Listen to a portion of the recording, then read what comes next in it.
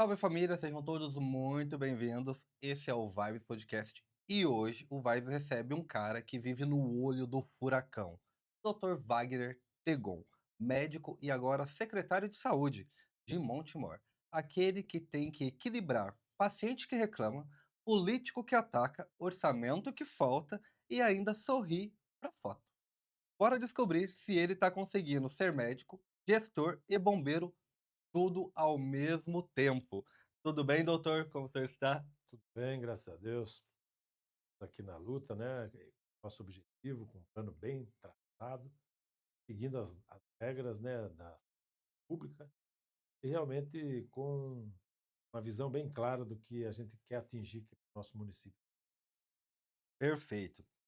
Doutor, aqui a gente não perdoa muito, então se alguma pergunta ressabiar, tá? Não tem problema. A gente quer saber um pouquinho mais sobre o senhor, Pois, entendeu? Quem foi o senhor? Como você pegou a secretaria? Qual foi o cenário que encontrou quando você assumiu essa pasta?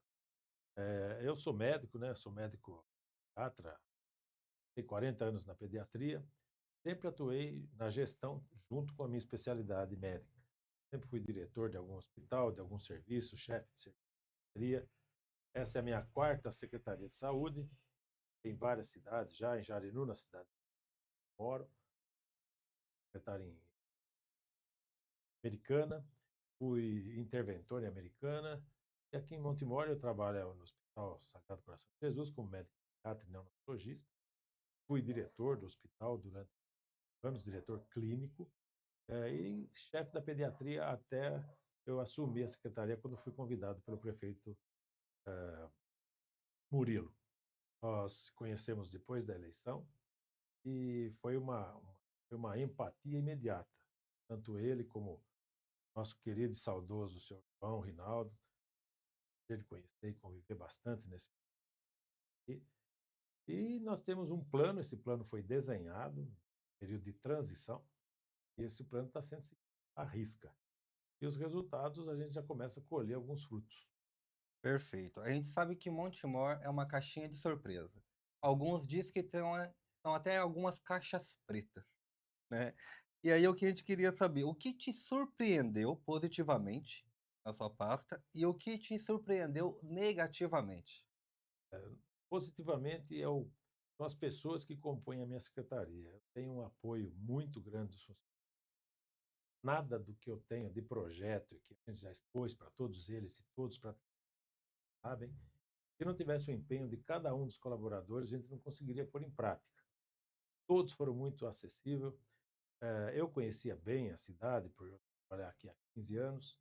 Eu não imaginava que na parte que me surpreendeu fosse a desorganização do ponto de vista técnico que a secretaria existia. A secretaria tinha uma dívida de aproximadamente 7 milhões e meio, 8 milhões, não tínhamos medicamentos em caixa, nós não tínhamos médicos cadastrados, os médicos trabalhavam e não faziam parte do corpo clínico da cidade. Então nós começamos, eu dizia bem no início, que nós refundamos a cidade, porque nada estava registrado, nós não sabíamos quantas pessoas eram diabéticas na cidade, quantas gestantes tinham na cidade, a gente não sabia quantos hipertensos, quantas crianças. Isso nós começamos a fazer com o nosso grupo pequeno, sem recurso, a gente não podia contratar ninguém. Foi começar a fazer o cadastro de cada um, cada médico teve que ter o seu cartão SUS, cada plantonista da UPA ou dos postos de saúde, da unidade básica de saúde, nós tivemos que recadastrá-los. Nós tivemos uma grande batalha, ainda estamos tendo uma grande batalha com as horas extras realmente efetivadas, não as de acordos. Cortamos isso e estamos ainda em cima disso. Por quê? O governo federal nos manda um recurso. Porém, se nós não tivermos o cadastro certo e os programas de atenção primária ativos, certamente não receberemos pelo trabalho que nós fazemos. Nós pegamos uma secretaria faturando nos postos de saúde em torno de 97, 98 mil reais mês, em 3 meses já chegou a 480 mil reais. Com a contratação dos novos médicos que nós pusemos nas especialidades, tanto na policlínica como na atenção primária, são os médicos 40 horas, que todos os postos de saúde da família já foram contemplados com essas questões, e principalmente com o empenho dos funcionários no faturamento, na cobrança daquilo que a gente faz. Quer dizer, se colhe uma glicemia capilar, aquele buraquinho no dedo, aquilo ali tem que ser anotado o cartão SUS do paciente, tem que ver o endereço, tudo certinho, para que o governo federal nos mande. É pouco. Mas uma população de 70 mil pessoas, e que nós temos um movimento mensal em torno de 25 mil atendimentos na atenção primária, isso repercute em recursos para o município. E é justamente isso que nós estamos fazendo. O que me surpreendeu foi o desleixo com a saúde pública e hoje, lógico que nós temos desafios, porque mudar todo esse sistema é uma questão de tempo e mudar um hábito. E mais pacientes, os funcionários, eles estão aderindo, estão entendendo que, na verdade, nós temos um programa a ser seguido. O programa está sendo executado. Bacana. Pra poder organizar a casa leva um tempo, Leva né? um pouquinho. E o que te dá mais dor de cabeça? A gente sabe que Montemor é uma novela, eu costumo falar que é uma novela mexicana, Hum. a cidade. O que você fez aqui, no mesmo minuto, do outro lado da cidade já estão comentando. É, Aí o que dá mais dor de cabeça pro senhor? Paciente no consultório ou a política do dia a dia? tem um dos dois, falar a verdade para você. Do meu dia a dia, eu entendo as pessoas que procuravam no consultório e com seus problemas. Eu era um ponto de apoio para que ela resolvesse o problema.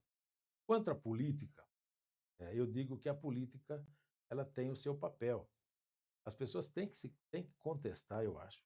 É um direito de cada um. Nós estamos num país, teoricamente, né, que é democrático. A opinião ela tem obrigação de ser posta. Eu posso ser criticado. Agora, existe uma diferença entre a crítica, né, e a ofensa.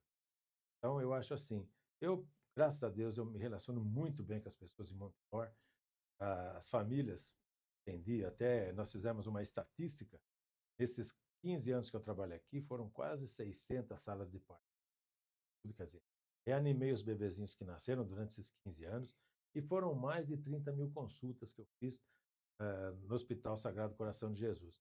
Então, quer dizer, muita gente sabe como eu trabalho. Não sou diferente como gestor de saúde, como eu sou médico pediatra. O objetivo é o bem das pessoas, no consultório daquele paciente específico. E na saúde pública é no coletivo. Política de saúde não é aquela que se imagina de dar um remédio, de dar um transporte, de dar um exame. Política de saúde é você saber quais são os dados do município, quais são as necessidades do município no coletivo. Quando você impõe uma política de saúde no coletivo, automaticamente as pessoas vão perceber que a qualidade de vida melhora. E é isso que nós estamos fazendo, coisa que até então eu não tinha visto. E assim, teve já várias mudanças e vários avanços já nesses 8 meses, basicamente, Sim, à frente da secretaria, né? sim, Teve contratação de novos médicos. Você já conseguiu ver resultado disso na ponta? sim. Nós não temos, nós temos algumas especialidades que estavam na espera desde 2022. Ultrassons 2021, 6, 7 mil exames. Nós começamos a colher o volume dessas filas, nós zeramos as mamografias, os ultrassons ainda estamos com um pouco de atraso, porém, não tem como, nós não temos capacidade, vamos dizer assim, de espaço físico para fazer mais exames do que nós estamos fazendo. Mas eu acredito que até o final do ano nós vamos zerar praticamente todas as filas de exames. As consultas, por exemplo, quando se fala assim, tem uma consulta marcada, outro dia teve uma fala de que a consulta no posto era para dezembro. Então, imediatamente, quando fiquei sabendo dessa notícia, eu corri no posto de saúde e entendi o que tinha acontecido. Na verdade, é assim, não existe espera. O que existe, se você escolher um determinado médico, você já se identifica e tem uma capacidade diária de atendimento. Nós temos postos de saúde que tem 4 médicos fazendo 40 horas, então impossível de ter fila. Uhum. 40 horas, se ele atender 25 consultas de manhã, 25 à tarde, são 50. Vezes 4 são 200 consultas. 200 consultas é um volume que praticamente nem o pronto-socorro, nem a UPA atende num dia. E nós temos isso todos os dias da semana. São 14 equipes, 13 equipes de saúde da família, todas com seu médico 40 horas, desde os mais médicos e mais aqueles que nós contratamos. Nós temos hoje neuropediatra, coisa que nunca teve na cidade. Nós temos o otorrino, nós temos o pneumo, nós temos o cardio, nós temos endocrinologista, são dois. Nós pedimos para contratar mais um endócrino infantil. Isso nós fizemos através de quê? De um chamamento público em que, dependendo da demanda, eu tenho condições de aumentar a quantidade de especialistas. Já na atenção primária, quando nós implantarmos, que nós implantamos, mas não está efetivado 100%, as ações básicas de saúde. Quais são elas? Hiperdia, que é o hipertensão e diabetes, é saber quantos hipertensos e diabéticos naquela região tem. O CIS pré-natal, que é a gestante, que para nós o programa vai chamar Mãe Montemorense.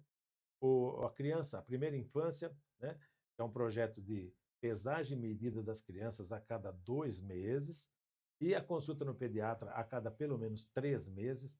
Todas as unidades de saúde nós colocamos pediatra, ou 2 dias na semana, ou 3 dias na semana.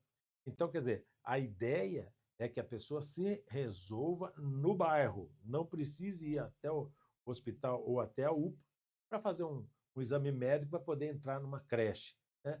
Essa espera era de 4 meses, 3 meses, para fazer um laudo que a criança pudesse matricular na escola. Isso nós abolimos. Temos o CAPS era um CAPS comum, esse CAPS hoje é um CAPS AD e CAPS I. AD é álcool e drogas e I é o CAPS infantil. Nós temos o psiquiatra infantil, nós temos ali o neuro. Então, quer dizer, nós estamos ampliando. O CAPS vai mudar de sede, nós estamos já praticamente fechada a negociação da nova sede do CAPS, onde nós vamos ter os grupos de apoio. Porque a saúde mental não é feita com medicamentos, troca de receita, não. A saúde mental é 25% medicamentosa e 75% de terapia. Não é justo você imaginar que um doente que tem um problema mental vai tomar o remédio e vai se curar. O remédio é apenas 25% do tratamento, o restante são os grupos. Como que vai funcionar esses grupos? Nós já temos o grupo de álcool e drogas, esse grupo é pequeno, quando a casa é pronta, a casa nova, bem na região central da cidade, lá nós vamos ter dois tipos, o CAPS ambulatorial e o CAPS de grupo. Então a pessoa vai vir de manhã e vai passar o dia no grupo. Então é uma estruturação que nós estamos fazendo, isso vendo a saúde mental de verdade, não apenas uma troca de receitas, que na verdade não resulta em saúde mental. Sim, perfeito. E o bacana disso daí é porque você consegue atingir o problema na onde ele começa Começa. a gerar. Porque se você consegue atender e zerar essas filas no bairro, desafoga A exatamente o que o cidade, senhor falou, a a cidade, a cidade. UPA, por questões que às vezes é uma dor de Uma dor cabeça, de às cabeça. vezes é um cortezinho pequeno que o próprio enfermeiro e o técnico ali Isso. consegue fazer um curativo, né? Outra coisa que nós fizemos, a cidade não tinha um remume, tinha um remume desatualizado. O que é remume? É a relação de medicamentos municipais. Cada cidade escolhe e faz uma lista, protocola pelos médicos da rede, e nós fizemos a adequação do remume para que ele atenda às atenções primárias de saúde. Nosso remume não existia, o que acontecia? Não se sabia o que compra. Quando eu falo do remume, relação de medicamentos municipais, e eu ponho ele em relação com os programas de atenção primária, eu faço uma comparação muito simples. É como você vai fazer uma festa e você procura saber quantas pessoas vêm nessa festa. Então, você fala, vou fazer uma festa para 40 pessoas. Então, você sabe quanto você vai comprar de bebida, quanto você vai comprar de comida, quanto você vai comprar de refrigerante. Pronto. Se você não sabe quantos diabetes você tem, se você não sabe quantas hipertensas você tem, se não sabe quantas crianças, quantos adultos, como que você compra para suprir a necessidade dessas pessoas? Então, isso foi um serviço que nós fizemos. Nós entramos aqui, o custo mensal, apesar de estar 6 meses atrasados os fornecedores de medicamento, era de 1.400.000 mês. E ainda 6 meses de atraso no pagamento. Nós conseguimos negociar essa dívida, questionamos a qualidade, a quantidade de medicamentos e chegamos a um ponto comum, resolvemos essa licitação e pagamos o atrasado. Era 6 meses de pagamento, num custo inicial de 1.400.000. Nós conseguimos reduzir isso praticamente pela metade. E a tendência, quando todos os protocolos estiverem prontos, nós vamos ainda reduzir um pouco mais. Outra coisa fundamental que nós fizemos foi um divisor de água, e que isso, na verdade, não é divulgado. As ações de medicamento de alto custo não eram respondidas. Então, toda vez que uma pessoa precisava de um remédio de média e alta complexidade, que não é obrigação do município, e ia no fórum, na justiça, solicitar esse medicamento, como não havia resposta, o município era condenado a fornecer esse medicamento. Nós hoje temos apenas 40% do volume que nós tínhamos antes. Por quê? Esses outros 60% nós respondemos e passamos isso para o Estado. Então, nós fizemos uma economia de mais de R$ 250 mil mês, só com medicamento de alto custo, respondendo às ações judiciais de medicamentos que eram do Estado.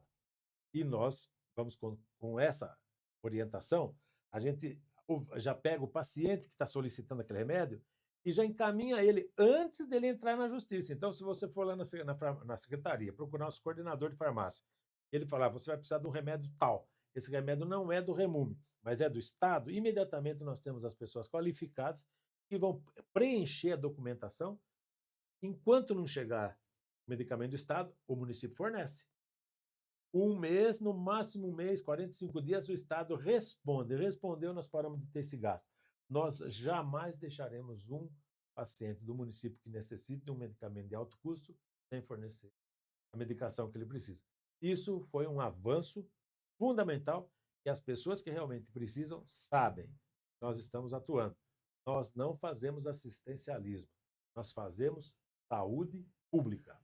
E isso é um cuidado, é um respeito, né? Porque Lógico. para quem está precisando dessa medicação, desse tratamento, né? Sair dali já sabendo o que pode ser feito, né? Isso. E ainda mais a secretaria dando esse apoio, dando essa Sim, força, sim. é essencial. E teve mais mudanças ali, Tivemos. né?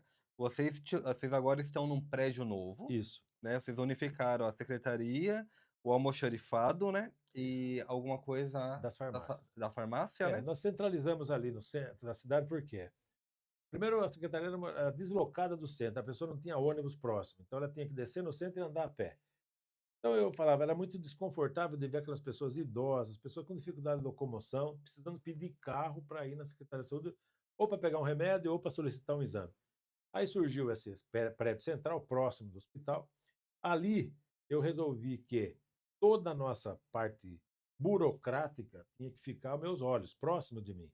Então nós alugamos esse prédio, são 3 andares, toda a parte administrativa fica no andar do meio, no andar superior.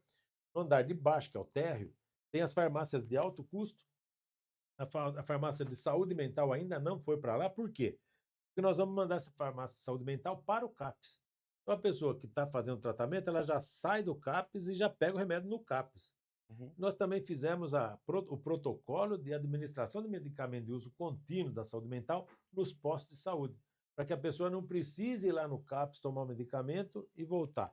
Então, quer dizer, nós descentralizamos o atendimento da saúde mental, fizemos com que todos os funcionários de todos os problemas da saúde fossem resolvidos num prédio central próximo do ponto de ônibus, próximo do hospital, e com isso a gente vê que realmente a gente está seguindo num objetivo, porque as pessoas agradecem. Esse é um ponto central. Ainda não está 100% montada nosso prédio, nós precisávamos entregar o prédio antigo, e aí tem os móveis que virão para a gente poder ter um aspecto de organização melhor. E outra coisa que nós estamos fazendo é a digitalização de 100% da saúde. Lá nesse prédio central, nós já fizemos o nosso servidor. Esse servidor vão ser 2, um na policlínica e outro lá na Secretaria de Saúde. Para que serve esse servidor de informática? Ele vai centralizar tudo numa rede própria. Então, se a pessoa for lá no Paviote ou ela for lá no Progresso, eu tenho condição de saber nas telas como estão o atendimento naquele bairro. Qual for o número de consulta, qual é a agenda, que médico, que hora e quantos pacientes atendeu. Isso tudo porque, além desse servidor que vai integrar todos os postos de saúde, além das 10 unidades de saúde, nós temos o anexo do São Sebastião, que é ligado ao Paviote, que também nunca teve internet, agora tem. Se não chegou essa semana, na próxima chega, porque é fibra ótica, está se fazendo a rede, e não chegava o sinal lá. Porém, nós temos a policlínica, temos o centro de especialidades fisioterapeutas e o CEL, que é o centro odontológico. Todos esses aparatos estarão integrados num sistema só de saúde. Como nós vamos ter uma rede própria, se cai o sistema, a internet cai, o sistema não cai, porque é uma rede da própria saúde.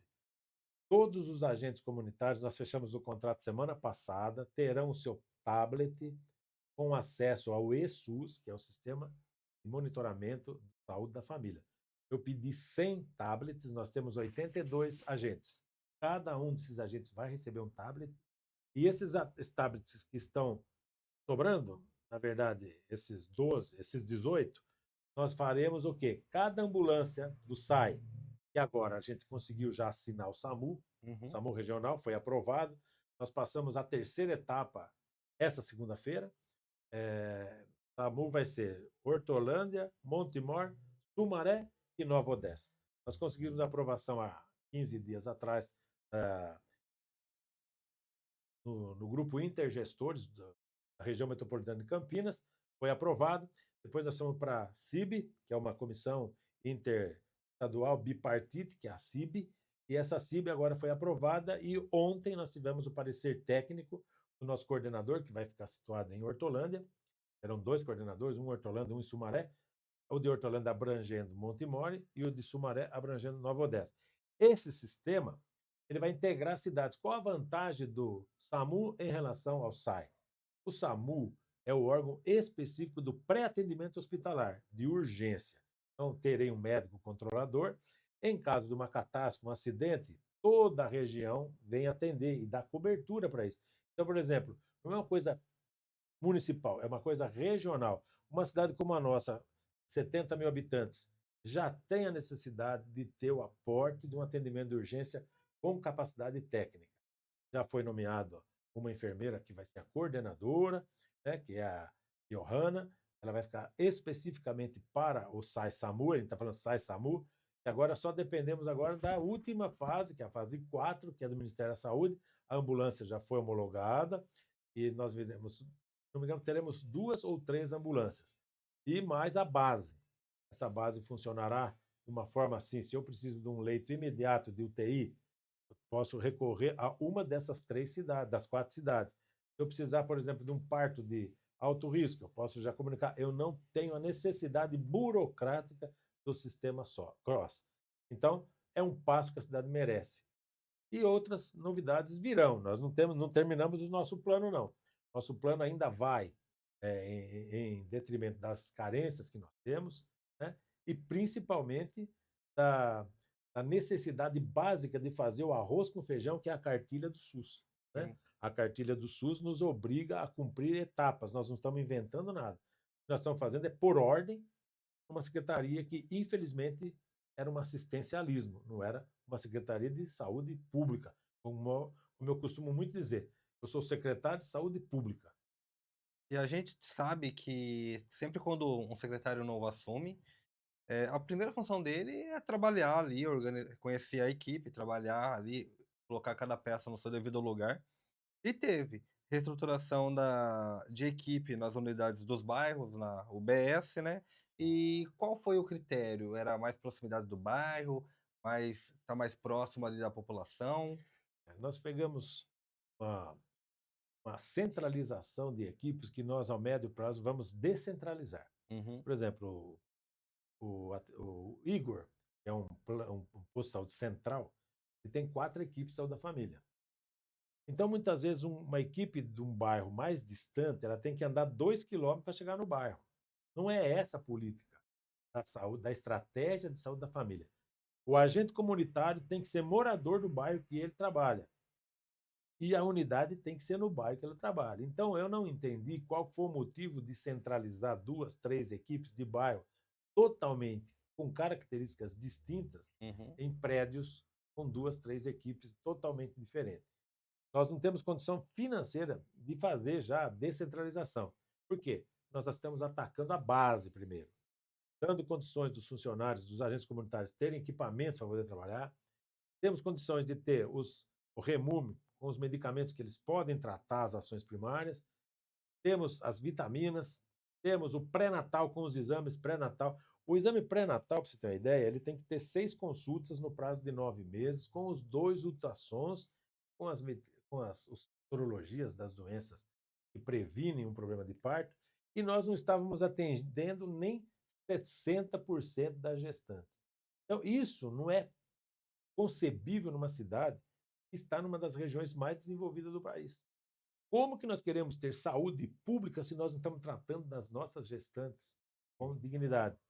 Então, nós estamos à busca das gestantes, assim como nós fomos à busca da imunização. A imunização, nós não estávamos atingindo os índices. Montemor foi a cidade que atingiu 96% de imunização da cidade. Nós ganhamos de todos os municípios da região. Nós somos a cidade que mais pesou criança na região. 92% das crianças foram pesadas. São coisas simples, você vê, nós não estamos falando de doença. Pegar um bebê, pôr na balança, a cada 2 meses marcar o peso e ver se ele está crescendo e desenvolvendo. A gestante ficou para trás. Por quê? Porque ela dependia de um especialista. Hoje nós já conseguimos fazer. E nós vamos no programa que nós temos, que é a Mãe Montemorense, nós queremos que as mães detectou a gravidez, imediatamente vai ao dentista e o dentista vai concluir o tratamento dentário dela antes dela ganhar o parto, antes de ter o bebê. Por quê? Porque nós sabemos que se nós queremos saúde, nós podemos ter foco de infecção. E o maior foco de infecção que as gestantes têm, além dos exames preventivos, é a saúde bucal. Então, esse é um projeto que está em andamento, não está concluído ainda, porque repercute uma série de outros problemas para a gente resolver. Mas está extremamente acionado nesses meses que nós passamos. Que bacana. E teve mais reformas, né? Tinha um prédio, a UPA de Montemor sempre foi um problema. Foi construída, foi abandonada, foi largada, depois foi remendada e colocada ali de qualquer jeito. Tava com pouco tempo de inauguração, fazia 3 anos que É, tinha sido inaugurado, e estava destruída. Então precisou passar por uma reforma bem, bem grande. bem grande ali, né? É, E parece que agora está com uma nova gestão sim. ali também, tomando conta desses atendimentos. Já dá para dizer que está de cara nova? O que Sim, dela mudou? a UPA, não só a UPA, né? Todos os nossos aparelhos, nós dizemos assim, todos os postos de saúde precisam de manutenção, não é só, foi a UPA não. Temos a policlínica com goteiras, infiltrações. A UPA, a UPA, infelizmente, ela estava degradada. Uma construção de poucos anos, certo? Que faz 8 anos que ela está construída, e agora nós pegamos a UPA com infiltrações em todos a parte tal dela, na parte do fundo.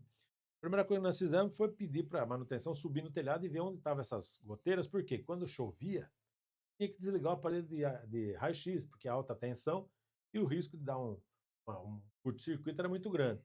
Aí o que acontecia? Como o telhado é de alumínio, muitas pessoas subiram lá em cima, afundaram as telhas e aí a água descia para dentro da laje. Nós tivemos que refazer toda a calha de rufo da UPA, nós tivemos que refazer todo o telhado, por baixo teve que fazer reforço para as telhas não afundarem de novo.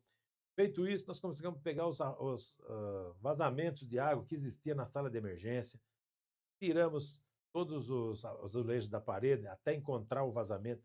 Foi feito. Isso nós fizemos em 1 mês. A gestão da UPA, por que foi mudada a gestão da UPA, que era uma sequência do hospital e tomava conta da UPA? Porque no contrato de gestão, o hospital ele fornecia uma série de serviços, além do pronto-socorro, era pediatria e clínica e maternidade, e a internação.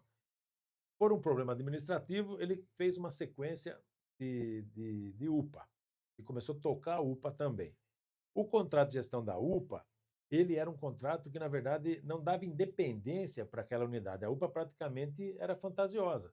Ela existia como se fosse uma UBS, ela não era uma unidade de pronto atendimento como hoje ela é. Hoje ela tem autonomia administrativa, ela tem o seu CNPJ e seu CNES, Uhum. independente, e fatura por tudo aquilo que faz. Quando estava na mão do hospital, infelizmente o hospital tem lá suas características específicas e, na verdade, faz um bom trabalho, porém, nós sempre exigimos qualidade acima do que nós queremos. Nós nunca estamos contentes com o que nós temos. Nós queremos sempre elevar o nível.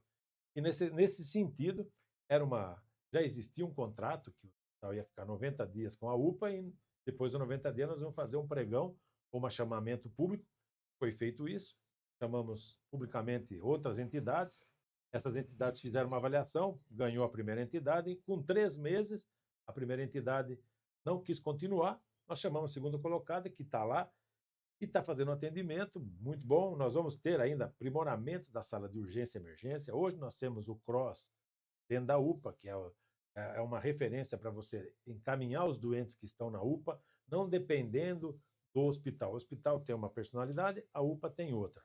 Então, hoje a UPA, ela é para nós uma referência e ela vai cada vez aprimorar.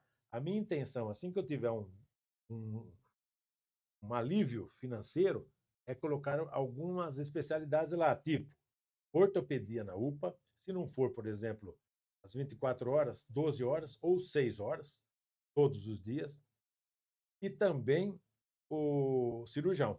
A ideia é que essa UPA seja a nossa referência. Como a UPA é uma gestão do município terceirizada, nós temos mais facilidades de impor serviços e protocolos. O hospital é uma entidade tem seu valor, não vamos esquecer. Eu mesmo tenho um carinho especial pelo hospital. Trabalhei lá, sustentei minha família por anos trabalhando ali e tenho grandes amigos lá. Eu falo assim, eu já passei nesses 15 anos mais Natal e Ano Novo no hospital do que na minha casa. Tá? Então a gente cria um vínculo de acesso pelos funcionários, pelas pessoas que trabalham lá. Porém, nós estamos numa posição em que a minha obrigação é exigir qualidade. Qualidade não tem negócio. Por isso que nós somos exigentes com todos os pontos de vista. E o hospital tem todo o meu apoio, desde que siga as determinações que são obrigatórias para qualquer entidade de saúde. Certo, secretário. E aí, a gente normalmente coloca no meio dos nossos blocos aqui alguns quadros. E a gente vai chegar no primeiro, que é o Verdade ou Migué. Uhum. A gente vai fazer umas perguntas aqui totalmente aleatórias. Foi não. E o senhor responde se isso é verdade ou se é migué, Foi não. tá? Se quiser fazer uma pequena fala sobre a sua resposta, Foi não. fique à vontade também. Então vamos lá. Secretário de Saúde só aparece quando o povo tá com raiva? Miguel, eu estou 24 horas à disposição. O telefone toca o dia inteiro, noite inteira, finais de semana, a gente tenta resolver. Eu entendo a necessidade das pessoas, como médico, né? Eu não posso, por exemplo, imaginar que, como médico, eu sair do hospital ou sair do consultório, acabaram meus problemas. Pelo contrário, as pessoas ligam e tiram dúvidas. A Secretaria de Saúde já não é um consultório, é uma cidade carente. Eu tenho meus 4, 5 coordenadores que ligam, eu tenho os vereadores que me ligam e pedem. Quando eu posso fazer a intervenção, sim. Eu não prometo coisas que eu não consiga fazer. Por exemplo, existe uma linha, uma lista de exames de urgência e emergência que é norteada pelo Estado. Não tem como pular a fila. Então eu não vou negar, você me pede tal exame, passe eu na frente. Eu não posso fazer isso. Porque, além de eu não ser uma pessoa que comungue com mentiras ou com falácias, eu sei que existe uma regra, que nem a Sim. fila do transplante. Quem pode pular a fila do transplante? Ninguém. Não existe. E para mim, que tem uma formação acadêmica, em que a saúde pública ela tem que ser socializada. Nunca gostei. Durante meus 40 anos, só 5 eu trabalhei na saúde privada. Os outros 35 que me realizam é a saúde pública.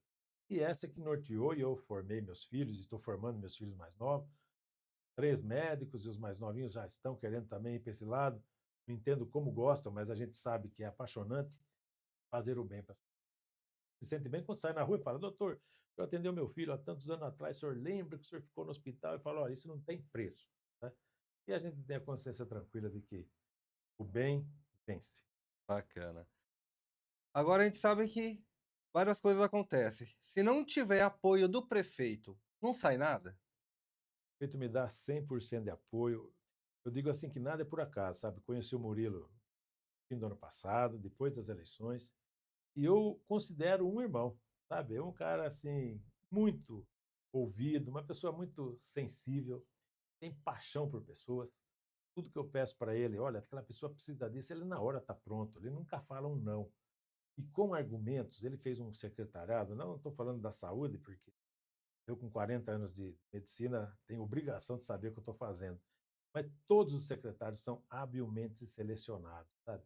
E sabem do que estão mexendo. Então, quando a gente se reúne naquele grupo, parece que é uma turma amigos de muitos anos, cada um troca a sua ideia e a gente percebe que a cidade só ganha com isso. Um secretariado técnico, que na verdade tem o viés político, porém pregado na verdade, sem na ilusão. Agora a gente sabe que numa cidade pequena, doutor, todo mundo se sente meio médico, meio engenheiro e meio político, né? E aí vem a pergunta: os ataques políticos que o senhor recebe hoje são mais barulho do que preocupação real? Barulho?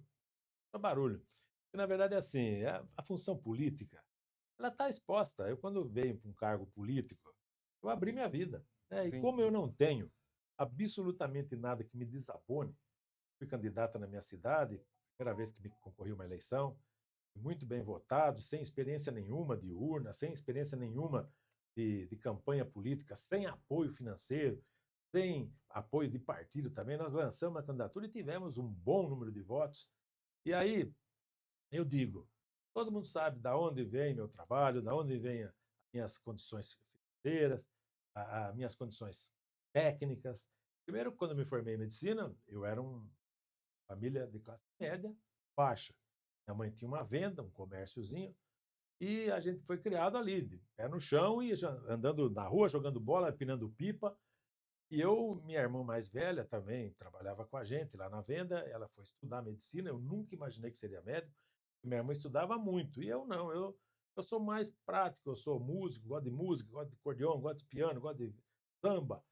E eu falava, eu não tenho muita característica disso. Mas, conforme foi passando os anos, eu fui vendo que eu gostava de falar com as pessoas, que eu gostava, e foi por acaso que eu resolvi mudar de carreira. Eu falei, eu vou tentar fazer faculdade. Fui fazer faculdade, fui para o Rio de Janeiro, me formei, vim para São Paulo, fiz minha residência. Depois eu fiz 6 especialidades, né? Então, quer dizer, eu sou sanitarista, eu sou intensivista, eu fiz saúde do trabalhador, sou perito trabalhista, mas isso não é um privilégio pessoal, é a necessidade de quando eu preciso trabalhar e fazer uma especialidade, a minha formação técnica, 6 anos foi médico pediatra e neonatologista, mas médico do trabalho, sanitarista, isso eu fui fazendo conforme eu fui precisando. E a saúde pública, ela é uma experiência e é uma faculdade nova. Não tem segredo, basta seguir a cartilha, está impressa de domínio público. Uma pena que muitos dos meus colegas secretários não leiam aquela cartilha. E aí as coisas seriam bem melhores. Muito mais fácil, né? Não é fácil. Aí a gente quer entrar agora nos bastidores da pasta. Pois não. Quais foram as maiores dificuldades ao assumir a saúde municipal? Olha, a gente sempre sabe que uma secretaria de saúde é um desafio, não acaba. Não tem férias, não tem final de semana, não tem dia, não tem noite, 24 horas no ar. E você manter um programa 24 horas no ar, você que é da comunicação, sabe que não é brincadeira, né? Ixi, Maria. Não é, você não pode esquecer que a música acaba, tem que entrar outra, Sim. né? Na saúde é muito parecido. E eu digo assim, dificuldade, eu acredito que seja a mudança de paradigmas. A saúde tem solução. A saúde tem solução, porém, a gente tem que mudar os hábitos que as pessoas têm, né? Faço uma pergunta simples. Me mostre, por exemplo, 2 pessoas que fizeram um tratamento de quimioterapia e foi numa rede particular. É sempre no SUS. Uhum. Aí o cara que é mais rico, aí eu não uso o SUS porque eu tenho plano de saúde e tal. Mas você toma a vacina onde? Posto de saúde. Quem que paga a vacina? O SUS. SUS. Você vai fazer, por exemplo, transplante de fígado, tantos milhões, quem paga? O SUS. Uma cirurgia de colo de fêmur, quem que paga? É o SUS. Então, o que acontece é o seguinte: não existe nada melhor do que a saúde pública. Ela é mal gerida, porque as pessoas ainda não se habituaram a que a atenção primária, que é aquela pós-saúde, resolve 90% dos casos. A produtividade de pronto-socorro, a gente diz assim, é urgência e emergência. Então, não é lá que, teoricamente, as pessoas deveriam ir para resolver o problema iminente. Elas deveriam resolver isso no seu posto de saúde. E o nosso caminho é isso. Cada bairro tem o seu posto de saúde e seja resolutivo. Os prontos-socorros, tanto do hospital como da UPA, eles têm que ser um retaguarda dos bairros. Se nós fizermos todas as estatísticas que a saúde pública nos mostra, apenas 8% das pessoas precisariam estar nos pronto-socorro. Mas por que vão? Porque lá que resolve. Lá que tem a receita para dor de cabeça, a receita para tosse, para bronquite, enquanto que o posto tem uma agenda fechada, tinha, né? E não tem a solução para o problema. Então, a ideia é a centralização da saúde da família, nós resolveremos o problema da saúde pública. Agora uma coisa assim, nem Jesus agradou todo mundo. Sim. Os secretários de cidade pequena passam sente isso na pele, sempre, né. Como o senhor lida com os ataques insistentes de alguns agentes políticos que agora são barulhentos, mas em gestões passadas eles ficavam em silêncio? Olha, na verdade, eu deleto. Se eu fosse levar a sério isso aí, eu não teria sido candidato feito na minha cidade e não teria aceito 4 vezes secretário de saúde. Agora, eu acho assim, a crítica ela é construtiva, agora a agressão é criminal. Então, eu acho assim, é importante que as pessoas saibam que é importante ter denúncias, que vão atrás disso, daquilo, aquele outro. Agora, não acusem sem estrutura, né? Um, uma acusação infundada tem prazo para você se defender, você tem que levar documentação para mostrar que não é aquilo que aconteceu. Isso não é uma sentença condenatória. Se usar isso como uma sentença condenatória, você está fazendo uma acusação indevida. Uma pessoa que tem a estrutura que eu tenho, tem a família que eu tenho, que tem o nome que eu tenho, não aceita certas coisas que a gente vê que é falácia, são infundadas. Eh, eu não tenho nenhum processo condenado na minha vida. Você entende o seguinte: se você é secretário de saúde, qualquer ação que você tiver de um funcionário ou de um paciente, automaticamente seu nome vai junto. Não significa que você é condenado para aquilo. Você uma, é uma extensão da sua função. Nesses 40 anos, nós temos contestação. Se você pegar, por exemplo, um inventário da família, meu pai e minha mãe faleceram há 1 ano. Morreu minha mãe primeiro, depois morreu meu pai. É um processo isso aí. Então, consta processo. Condenação criminal, uma coisa. Então, essas bobagens que as pessoas repetem, repetem, repetem, elas serão respondidas judicialmente. A gente já tem todo o aparato jurídico para isso, na pessoa física do Dr. Wagner, né? E as pessoas vão se responsabilizar por isso, né? Agora, é tanta bobagem, porque essas pessoas que mais falam disso já tiveram o rabo preso no passado, dentro de casa. Sim. Já tiveram o rabo preso, medicamentos, né? Outras coisas que tiveram, gasolina, né? Olha, eu ando com meu carro, dificilmente eu pego um carro da Secretaria de Saúde, eu jamais pus 1 litro de gasolina ou de álcool no meu carro, que vinha da prefeitura. Por quê? Porque realmente que nessa altura da minha vida, a Secretaria de Saúde para mim é um prazer. E um prazer por uma missão. E eu falo assim, não estava nos planos, porque eu pensei que eu ia ganhar a minha eleição. Mas eu falo para você, me realiza tanto quanto, porque eu vejo tantas pessoas me pararem na rua e me abraçar e me agradar, e eu não preciso ficar falando ou fazendo propaganda, porque eu acho assim, o mais importante de tudo isso é ter a consciência tranquila de que nós estamos fazendo o melhor. E pelas pessoas, não só por nós. Perfeito. O senhor já falou um pouco da sua relação com o prefeito, e a gente queria saber o seguinte: você sente que tem apoio dele para implementar as mudanças? Ele está sempre ali dando o apoio, ajudando nessas questões? Sempre. Nós temos um plano de metas que nós fizemos desde o início do mandato. Ele vai se adaptando, né? Nenhum plano é retilíneo. E sempre ele vem e nos mostra certo, que está certo. A gente pede opinião, a gente não toma conta sozinho, não. Existe sempre essa parceria, tanto dos colaboradores direto meu, da minha esposa, que trabalha comigo, é voluntária no município, dos colaboradores próximos, dos funcionários que me procuram, me contam o que está acontecendo, que é o mais importante. E o prefeito, principalmente o prefeito e da primeira-dama, Milena. A cidade está de parabéns pelas 2 pessoas que escolheram. É um casal excepcional, não estou aqui puxando saco, nada, mas eu vejo a gratidão que elas têm em poder servir pessoas que mais precisam. Lógico que nós recebemos ataques, isso é normal, né? A carruagem passa, os cachorros latem, né? Sim. Então, quer dizer, eu não estou nem aí pensando, estão falando bem ou mal, eu penso assim, nós temos um objetivo e o objetivo daquela pessoa que mais precisa e é que menos pede. Sim, certeza. E eu imagino, eu vejo o secretário como técnico de futebol, certo? E o sonho de todo técnico é conseguir montar o time dos sonhos ali. E a pergunta vai mais ou menos nessa linha. O senhor já conseguiu montar o seu time dos sonhos como o senhor queria? Ou, e se já conseguiu, já está satisfeito com os resultados que esse time está te entregando? Eu tenho muita gratidão em ter pessoas que eu quero trabalhando comigo. O time ideal eu acho que a gente nunca vai ter, a gente está sempre à procura de melhora, né? Sim. Mas eu vejo receptividade em todos eles que trabalham comigo. Lógico, que tem desentendimentos, nós discutimos, a gente discute em casa, com a mulher, com os filhos, significa que a gente não se ama, né? Então é natural que existam discordância. Um professor meu dizia o seguinte: uma orquestra só é bonita porque ela tem tons diferentes. Uhum. O ideal é que esses tons nunca desafiem, nunca desafinem. E como músico eu falo, tocamos por música.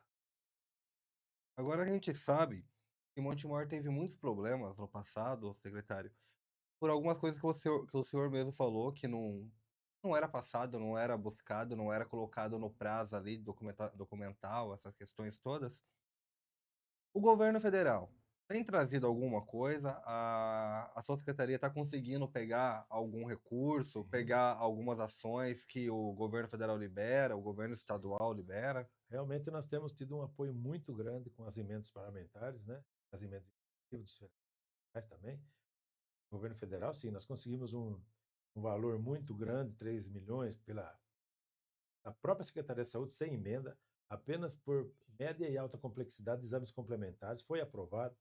Nós fomos a cidade que mais aprovou projetos no PAC 2, nós temos 3 projetos, né? As Nossa. outras cidades da região metropolitana de Campinas, 2, foi Sumaré, e nós passamos Sumaré 3. Agora nós estamos pedindo, né? Além do SAMU, que também não entrou nisso, mas a gente já tinha pedido antes e Uhum. entrou, tem o CAPS AD e o CAPS infantil, né? Coisa que poucas cidades da região têm.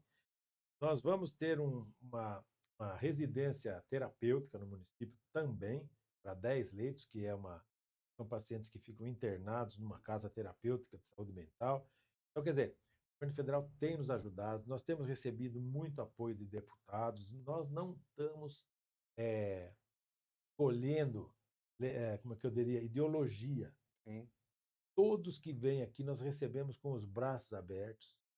A cidade precisa. E veio para ajudar, né? Vem conosco e nós seremos eternamente gratos.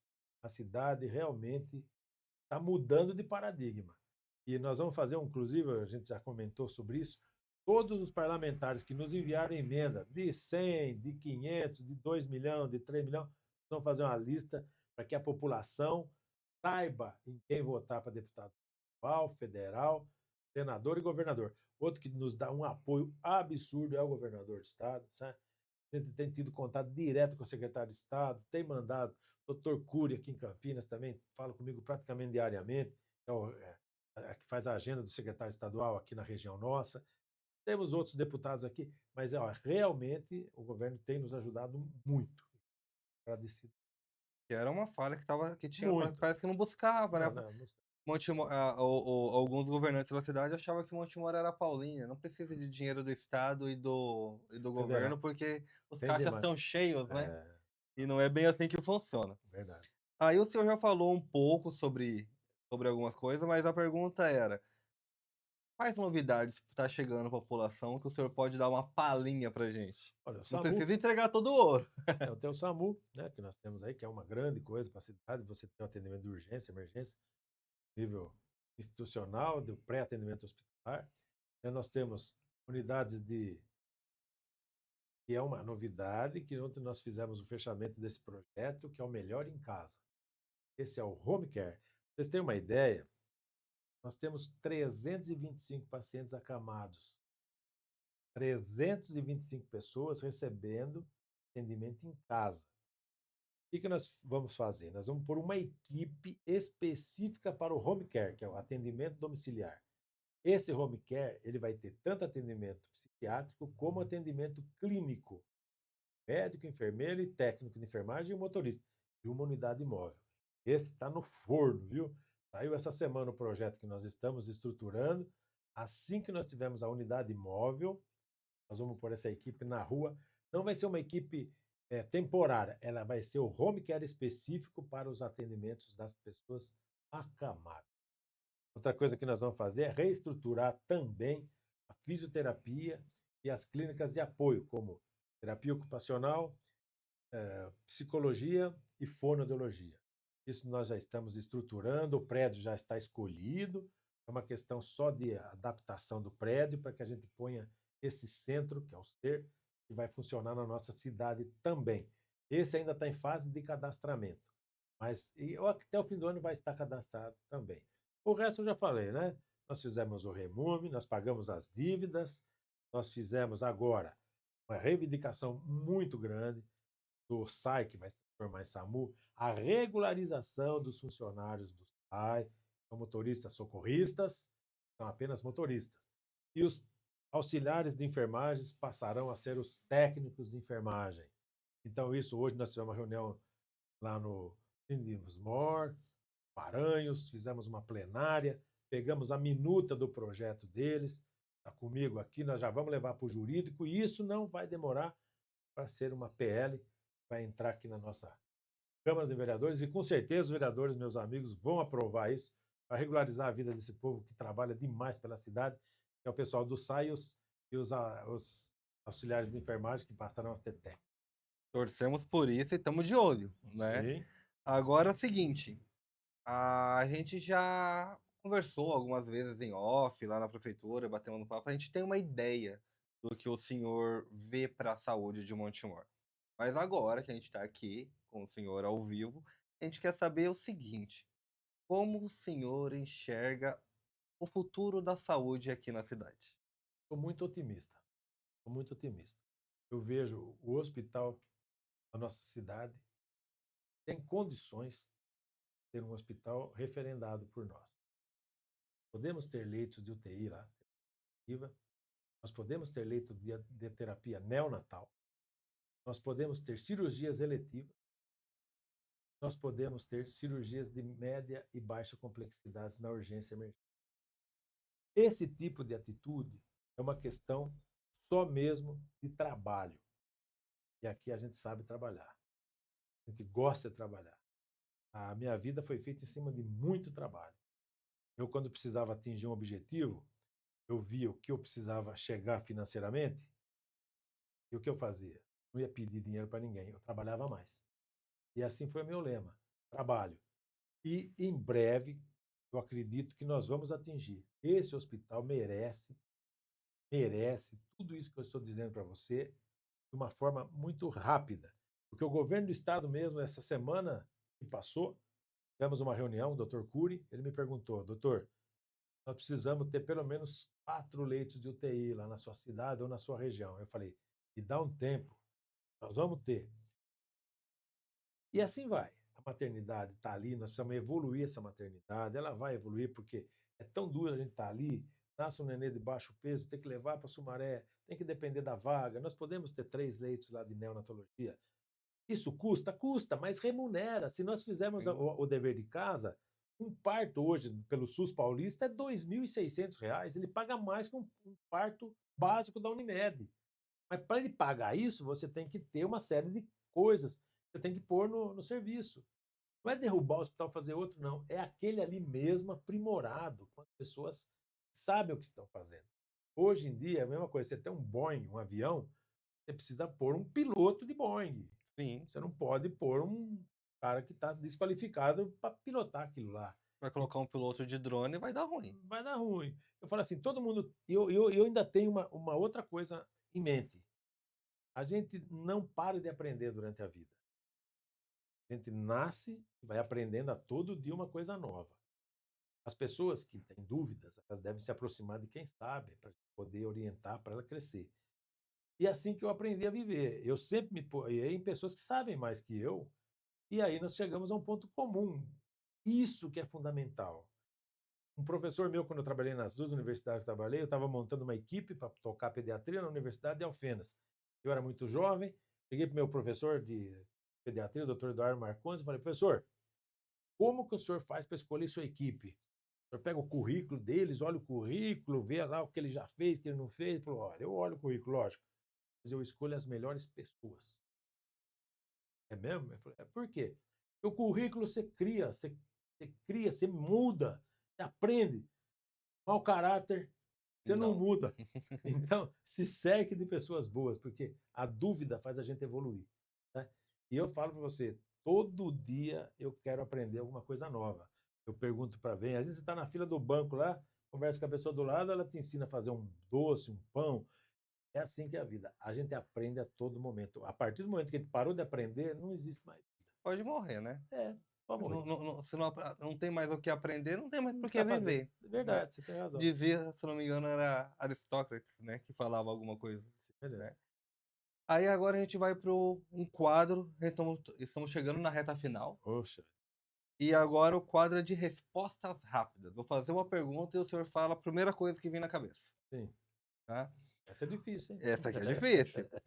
Uma dor de cabeça que todo secretário de saúde tem. Falta de dinheiro. Um político que precisa de check-up urgente. Eu não vou citar nome, mas ela sabe quem é. Sabe quem é? Um projeto que você gostaria de anunciar hoje.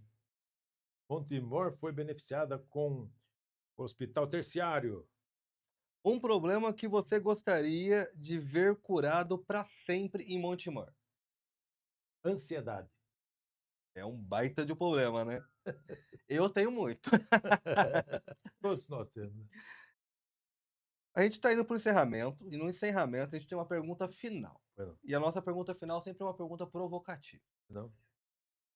Se amanhã o senhor tivesse que escolher ser lembrado como um médico ou como um secretário de saúde, qual lado você deixaria morrer? Olha, o médico e o secretário de saúde são muito parecidos, Uhum. né? Por quê?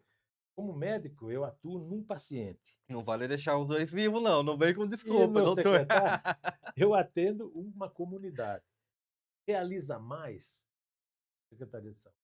Atende mais. Né? Você atinge mais pessoas com uma canetada. Sim, E aí verdade. você resolve a vida de muita gente. Família, e é mais ou menos isso. Esse foi Wagner Tegon, nosso secretário de saúde, que está arrumando a casa que estava uma bagunça, se é que tinha casa. Né? Muitos reclamam, muitos questionam, mas poucos têm a capacidade de assumir e resolver como está sendo resolvido. Saúde não se mede só por prédios reformados, é fato, ou médicos contratados também. Mede-se pela confiança do povo em quem cuida dele. O desafio do Dr. Wagner não é só organizar a Secretaria de Saúde, é provar que, mesmo no cenário de ataque político, a vida das pessoas está realmente mudando. E isso, no fim, é o único exame que importa. Dr. Wagner, eu deixo o senhor fazer suas considerações finais. Olha, um prazer sempre contar um pouco da nossa história, nossos projetos, né? E agradecer essa acolhida que eu tenho aqui na nossa cidade, sabe? Eu sempre falo para minha mulher que quando eu vou embora para minha casa em Montemor, eu tenho vontade de ficar, sabe?